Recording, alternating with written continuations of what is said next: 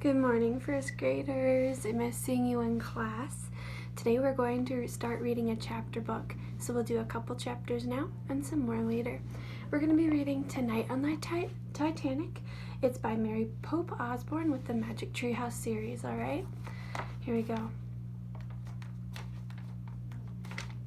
One day in Frog Creek, Pennsylvania, a mysterious treehouse appeared in the woods. 8-year-old Jack and his 7-year-old sister Annie climbed into the treehouse. They found that it was filled with books. Jack and Annie soon discovered the treehouse was magic. It could take them to places in the books. All they had to do was to point to a picture and wish to go there. Along the way, they discovered that the treehouse belongs to Morgan Le Fay. Morgan is a magical librarian from the time of King Arthur. She travels through time and space gathering books. In Magic Treehouse books 5 through 8, Jack and Annie helped free Morgan from a spell. In books 9 through 12, they solved 4 ancient riddles and became master librarians. In Magic Treehouse books 13 to 16, Jack and Annie had to save 4 ancient stories from being lost forever. Now today, in book 17, they're about to begin a new set of adventures. Chapter 1, A New Mission. Jack opened his eyes. It was a stormy night. The rain tapped hard on the window pane. "Do you hear what the rain is saying?" said a voice. Jack turned on his lamp. Annie stood in his doorway. She wore her rain poncho over her pajamas and held a flashlight. "It's saying, 'Come now,'" she said. "You're nuts," said Jack.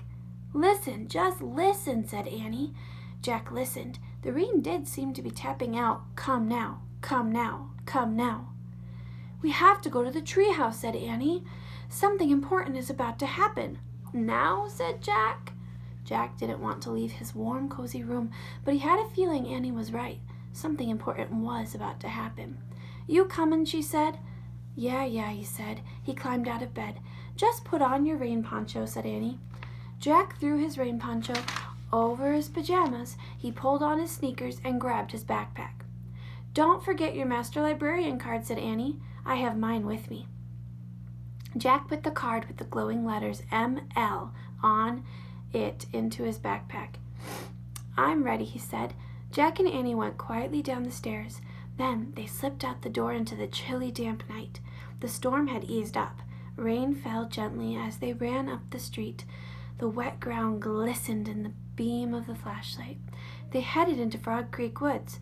Wind blew through the trees, shaking water to the ground. Jack shivered. He wiped raindrops off of his glasses. Doesn't that look like a cold scene? It's raining and they're in the woods. "Brr," said Annie. "I'm cold." "Me too," said Jack. As they kept walking, Annie pointed the flashlight up into the trees. "There it is," she said. Her light had found the treehouse. "Morgan!" Jack called. There was no answer. "I wonder what's wrong," said Annie. "I was sure she'd be here." "Let's go up and see," said Jack. Annie grabbed the rope ladder and started climbing. Jack followed. Rain dripped from the trees onto his poncho. They climbed into the treehouse. Annie shined her light into each corner. The first 3 corners were empty. Then the flashlight beam hit the 4th corner, and Jack and Annie gasped in surprise. Sitting in the corner was a small dog. He looked like a terrier puppy. He had scruffy, light brown fur. He stared sadly at Jack and Annie. "Oh," whispered Annie. There's the puppy.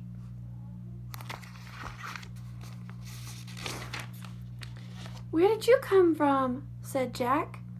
Annie patted the dog's head. He wagged his tail. "He's so cute," she said. "He looks like a little teddy bear. Hi, Teddy." Teddy was actually a good name for him, Jack thought. "Where did you come from, Teddy?" he asked. The little dog whimpered. "Don't be sad," said Annie. "Everything's okay." "How did he get up here?" Jack asked. "I don't know, but I bet Morgan had something to do with it," said Annie. Jack's gaze fell on a piece of paper lying on the floor. "I think you're right," he said. He picked up the paper. On it was fancy writing that said, "This little dog is under a spell and needs your help. To free him, you must be given 4 special things. A gift from a ship lost at sea, a gift from a prairie blue, a gift from a forest far away, A gift from a kangaroo. Be wise, be brave, be careful. From Morgan. P.S. Your master librarian cards won't help on this mission. Just be yourselves and all will be well. What kind of spell do you think Teddy is under? Said Annie. Who knows, said Jack. Poor thing, said Annie. She patted the dog's head. He licked her hand. It looks like we'll have to take 4 trips, said Jack. Teddy trotted over to a book. He pushed it with his nose. Look, said Annie, I bet that will take us on the first trip. She picked up the book that the little dog had chosen. Good job, Teddy, she said. The title of the book was The Unsinkable Ship. Well, at least that's good, said Jack. The ship won't sink, even if it's lost. Ready, Teddy? Asked Annie. The dog barked. Jack pointed at the cover of the book. I wish we could go there, he said. The wind started to blow. The treehouse started to spin faster and faster. Then everything was still. Absolutely still. One more chapter. Chapter 2. The Unsinkable Ship. Arf, arf! Jack opened his eyes. He shivered. Wherever they were now, it was cold. Very, very cold. Teddy barked again. Shh, said Jack. Annie shined the flashlight on her clothes. Wow, we're dressed like old-fashioned kids, she said. Shh, said Jack. Instead of pajamas and a poncho, Annie wore a sailor dress and a long wool cloak. Jack had on an overcoat and knee-length pants with long socks. His backpack had turned to leather. He also had on a shirt and a tie. Where are we? He wondered out loud. Jack and Annie looked out the window. The moonless sky glittered with stars. There was a soft wind and the sound of water tapping. The treehouse seemed to be resting on a wooden deck between 2 giant columns. Jack looked up and saw smoke coming out of the columns. We must have landed on the ship between the smokestacks, he said.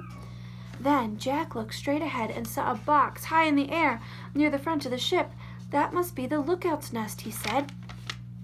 Jack sat back in the treehouse and opened their book. Annie handed him the flashlight.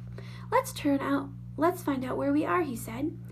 But he turned to a picture of a huge ocean liner. By the light of the flashlight, he read, Late at night on April 14th, 1912, an English ocean liner was making her first voyage across the Atlantic Ocean. She was going to New York City, carrying 2,200 passengers. The ship was 4 city blocks long. Most people believed the ship was unsinkable. Oh man, we're in 1912, said Jack. He pulled out his notebook and wrote, April 14th, 1912. This ship is huge, said Annie. How will we ever find the gift to help Teddy?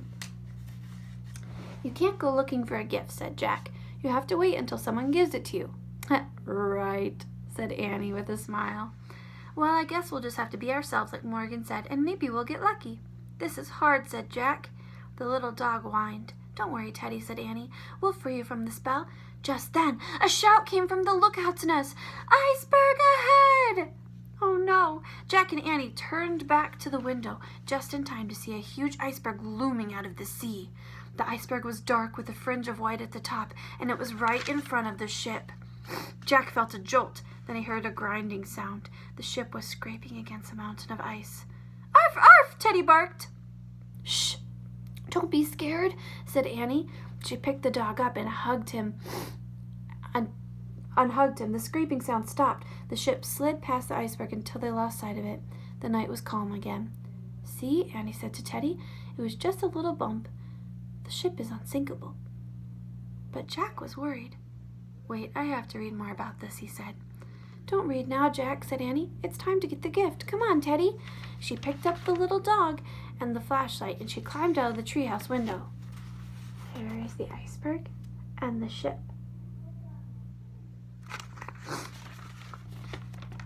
Hey, don't take the flashlight, said Jack. But Annie was gone. Annie, called Jack. He heard a soft yikes. Annie stuck her head back in the treehouse. Bad news, she said in a whisper. I think you ought to see this. Jack threw his stuff into his knapsack. He put it on and climbed out the window. Annie was standing by the ship's railing holding Teddy. Without a word, she shined the flashlight on a life preserver hanging from the railing. In huge black letters were the words RMS Titanic. And that's the end of chapter 2. We'll read more later. What do you think? Do you know the story of the Titanic and everything that happened? If you do, maybe you could talk it over with Mom or Dad and wait until we get to chapter 3. All right, see you later.